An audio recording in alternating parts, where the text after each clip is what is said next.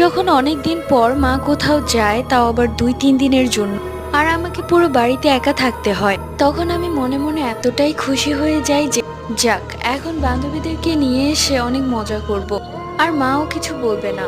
এমনই একটা সময় মা আমার পিসির বাড়িতে বেড়াতে গিয়েছে, তাও আবার 3 দিনের জন্য। আমি তো মহা খুশি। মা আমাকে অনেকবার বলেছিল যেতে, কিন্তু আমি বলেছি আমি যাব না। কল করে বান্ধবীদেরকে বাড়িতে আসতে বললাম। ওরা সবাই চলে এলো। এরপর আমরা বসে পড়লাম চার্লি চার্লি গেমটা খেলার জন্য। অনেকের মুখে শুনেছি গেমটাতে নাকি সত্যি সত্যি ভূত চলে আসে। এটা কতটুকু সত্য সেটাও যাচাই করা যাবে। প্রথমে আমরা চার্লি চার্লি বলে তাকে ডাকলাম, সঙ্গে সঙ্গে মোমবাতিটা নিভে গেল। কিন্তু ঘরের জানালা, দরজা, এমনকি ফ্যানটাও বন্ধ। ঘরে যে চলে এসেছে আমরা তার অনুপস্থিতি টের পাচ্ছিলাম। ভয়ে সবাই উঠে পড়লাম খেলা থেকে। সেটা ছিল আমাদের জীবনের সবচেয়ে বড় ভুল। পরদিন বিকেলে আমার 2 বান্ধবী মারা